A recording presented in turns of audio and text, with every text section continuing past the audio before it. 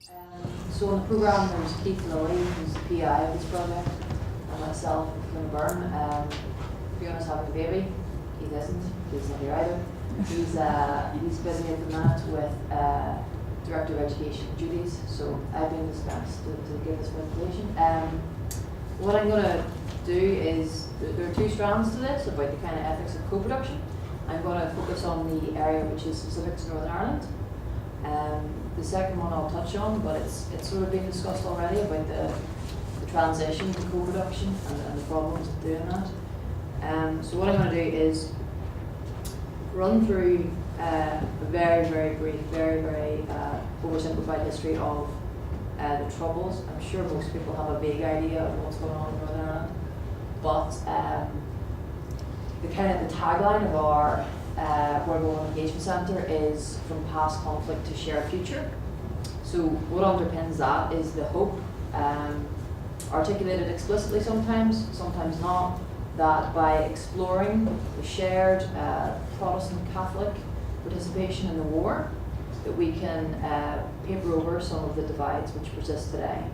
The research I've done separately, my doctoral project, shows that particularly with the Loyalist community, that this won't happen, that they're two very different rememberings which contribute to kind of polar opposite identities.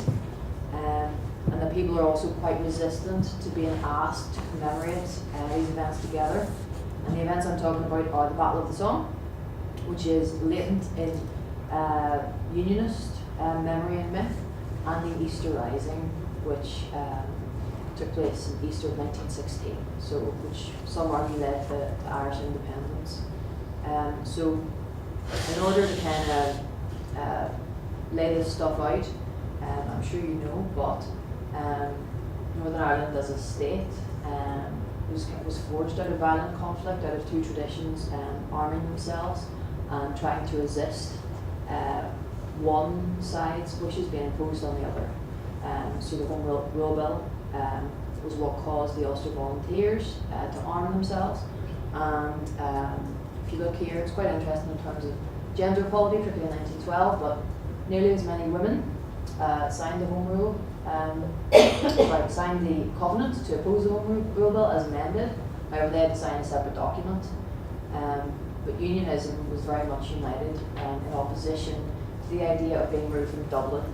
And at the time, they said Home Rule is Rome Rule, and they were frightened that they would lose their civil and religious liberties if they would allow this to happen. So, if you don't visit Northern Ireland, or if you're not engaged with what's going on there, it's often presented as a kind of success story in terms of conflict transformation or conflict resolution.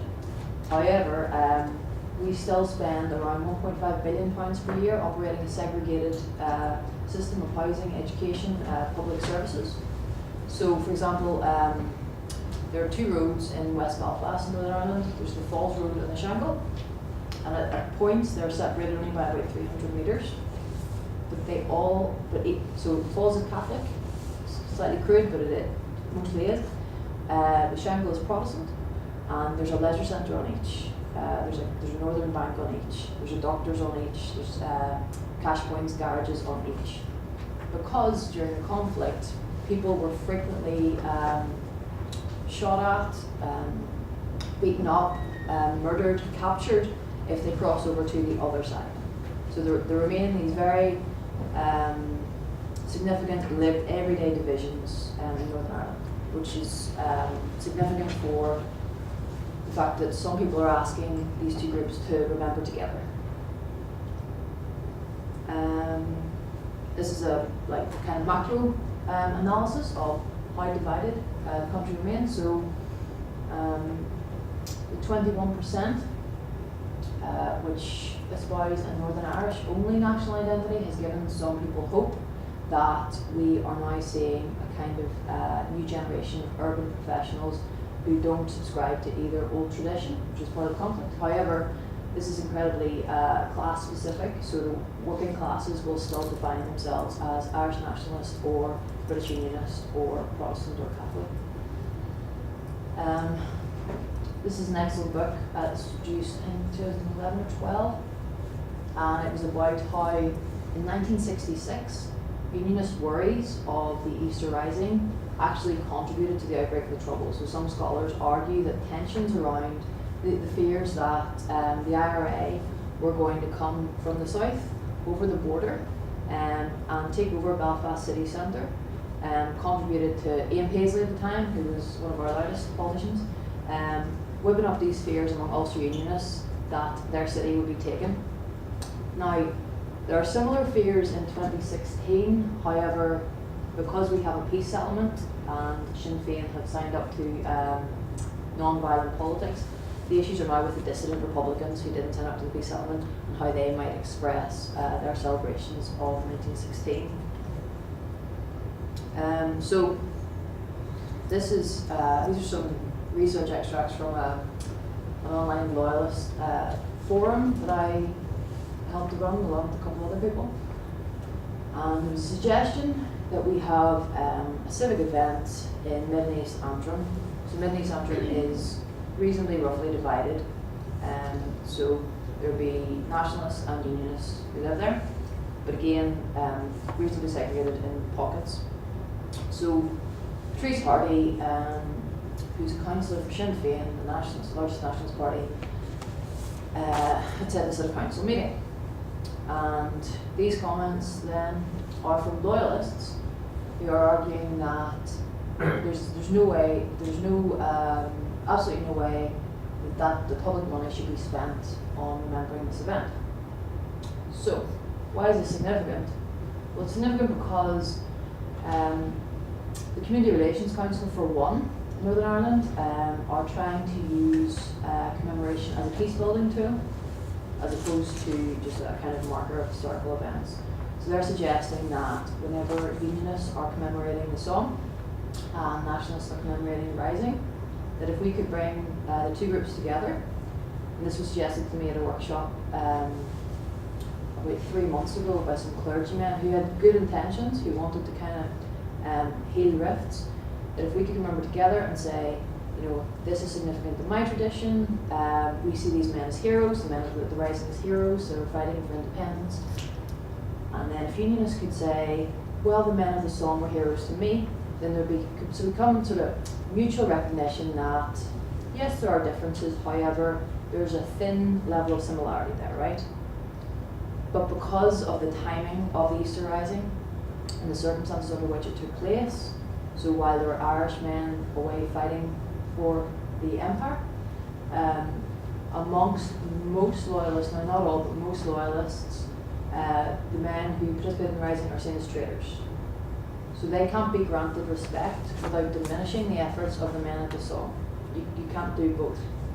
But the hope for many who are kind of operating at a, not necessarily an elite level, but not a grassroots level, is that this can be done. But if you pay attention to what people are saying on the ground, it's not likely to happen. So, the second strand, which I'll just touch on fairly briefly, but which has kind of emerged as a complaint or comment from some research participants, is that what we have done in trying to do this work, bring that back, so this work as part of Living Legacies, which in brief really is much the same remit as the other centres but with different special areas, is to kind of diversify and provide a more nuanced reading of the war. So to try and not stop people talking solely about the Somme, but to ask where were the women, what were the women doing, what about the home front. It wasn't just this one battle. But because in Northern Ireland the Somme forms such a central part of Unionist identity, almost everybody will have this fixed memory that their great-grandfather died at the Somme, and that when the men went over the trenches, the rumour that is now taken as fact is that they had the orange sashes off and they shouted no surrender. And this is very important to Unionists. So particularly if you're trying with loyalist men to ask them what the women were doing or what people were doing for food, it's not that they're not interested, but it's just not as meaningful and salient. Possibly because masculinities are tied up with this militarized sort of identity. Women are more interested, obviously, in talking about other sides of the war. But this is what we're trying to do. But in trying to do that, we were encouraged by the research councils to undertake co-production. So not to go out and give talks and lectures and speak at people, but to recognise their experiential expertise, their everyday knowledge, and work together. However, whenever we sometimes will meet up with community groups and ask them what they would like to do or what they would like us to do, they still expect a very traditional academic service. So they'll say things to, like, for example, Professor Richard Grayson. They'll say, can he come and give us a lecture? And we'd say, yeah, certainly, but would you like to do a workshop? You could do this and you could do that, you might want to write something. And they say, well, no, because he's a professor and he's studied this for 20, 30 years, why can't he give us a lecture? So in some instances, what communities would like is that traditional academic service which they expect. And sometimes our goals, dictated to by the research councils, sit at odds with what they expect. Now you can obviously talk them through this. You can work through those difficulties in collaboration. But it's become apparent that we reached this conclusion without consulting communities about transforming their place in research. So we decided one day that we would be equal, and it is a democratic nod towards different kinds of knowledge, but people sometimes are quite surprised by the amount that we expect them to do as part of a shared project. Yeah, so this is just the HRC's list of expectations about what we do. Let me see. Yeah, so to democratise the relationship between research and research. And there is some very good stuff on the idea that even from the research design stage that you work in collaboration with communities, as opposed to arrive one day and select them and say, okay, I'm going to find out these 3 things and here's how I'm going to do it, that you allow them to have some input in that and shape it and have ownership over it. And the thinking behind it is then that there is more buy-in to the outcomes, particularly with the research that's going on in Northern Ireland. If you want people to transform their identities or the public expression of their identities, that they need to be brought in at the very earliest stage.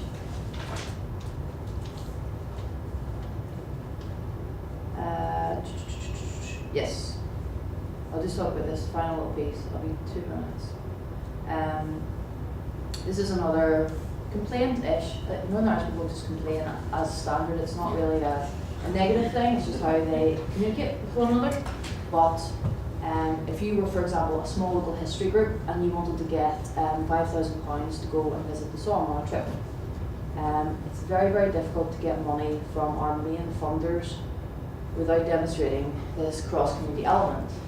So the cross-community element will mean that you couldn't just go to the Somme with a load of other unionists. You might also have to go down to Dublin and learn about the Rising, and then you can have your money. So it's a precondition that you engage with the other in order to explore your own history and your own identity. And some groups are getting quite annoyed with this, and what they're doing instead is fundraising themselves, or just paying for it themselves and going by themselves. Because the thinking behind this is largely intergroup contact theory, that it will help to build relationships and build trust and understanding. But again, I go back to this, because the Somme is such an integral part of the unionist identity, it's they kind of want to be left alone just to do this bit of remembering and commemorating. And because they don't see the two on a par, they don't think it's fair that they're being made to do this. So they'll sometimes just pull away from these types of funding and do things on their own. Yes. So